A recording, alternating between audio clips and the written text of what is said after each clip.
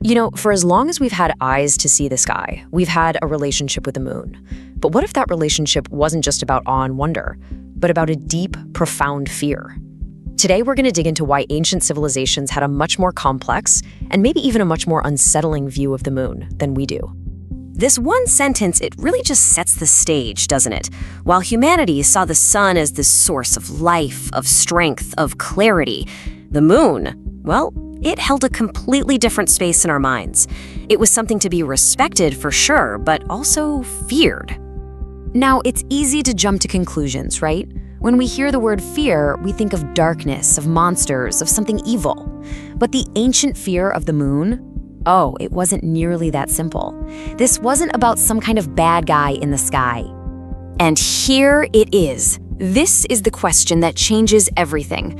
What if the fear wasn't aimed at the moon itself, but was actually a reaction to what the moon's presence uncovered inside of us?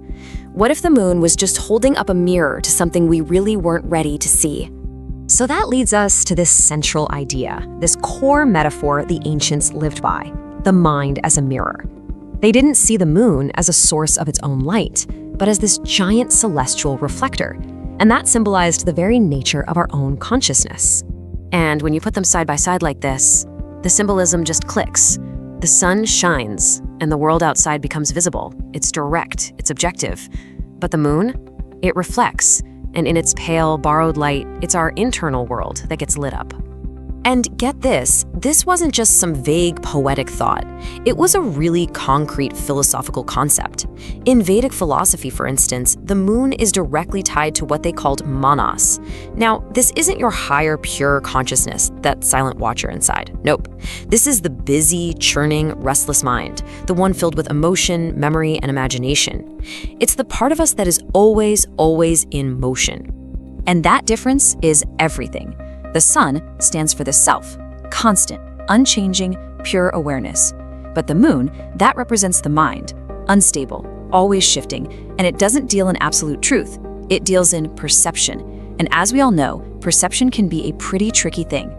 But the connection between the moon and the mind? Oh, it goes way deeper than just symbolism.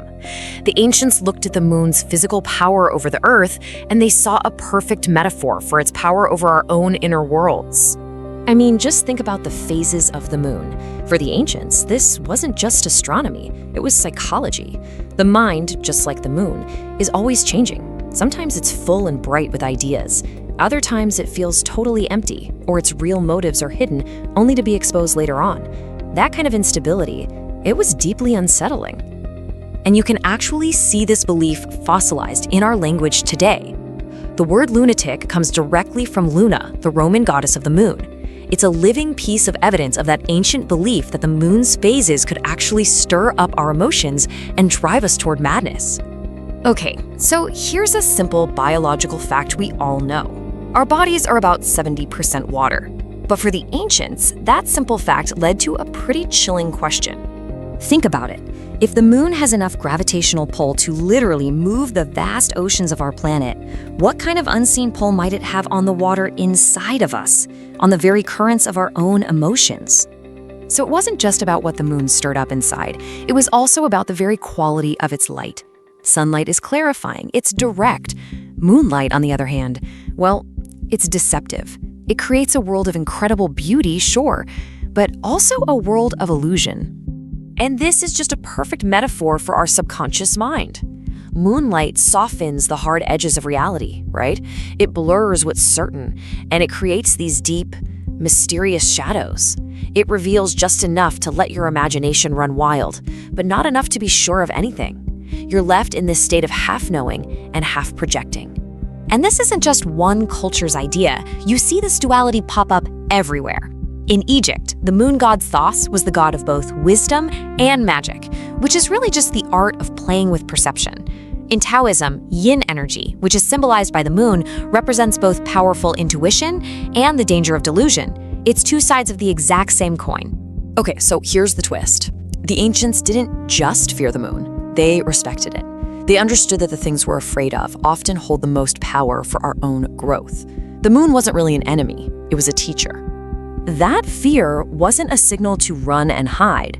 It was a signal to pay attention. The ancients believed that if you could face that uncertainty, face that illusion that the moon represented, you could actually tap into a much deeper kind of power. What they were doing is what we might call shadow work today. The moon, just by its nature as a reflector, it forces us to look at the parts of ourselves that we normally keep hidden in the bright, busy light of day. It forces us to reflect. And this leads to maybe the most powerful idea of all: the difference between the self and the ego. The true self is solar. It's a constant, steady source of its own light. But the ego is lunar. It has no light of its own. It just reflects an identity based on its surroundings. What other people think, what's happened in the past, it's always changing its shape. So where does this all lead? What's the big takeaway from all of this? Well, it led to a really profound understanding of where true wisdom comes from. And it doesn't just come from the light. It comes from integrating the wisdom of the shadows.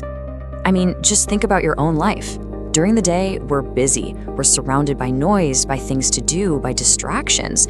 And all that stuff acts like a shield, protecting us from our own minds. But at night, the world goes quiet. And in that silence, that shield is gone. And there it is. That's the real heart of it.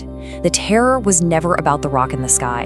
It was about what happens when all the distractions fade away and you are left completely, utterly alone with your own unresolved thoughts, your suppressed emotions, your deepest desires. That was the confrontation they feared. But for those who were brave enough to actually face it, the moon became the ultimate teacher. It taught them that emotions are just phases, they come and go. Dark thoughts are just phases. Darkness itself is just a phase. And that behind all the shifting, changing phases of the mind, there is a steady, constant source of light, the self. Because in the end, the wisdom of the ancients wasn't about choosing the sun over the moon. It was about understanding that you absolutely need both. Light by itself is flat. It has no dimension. But when you introduce shadow, that's when you create depth. And it's in that depth that real wisdom is found.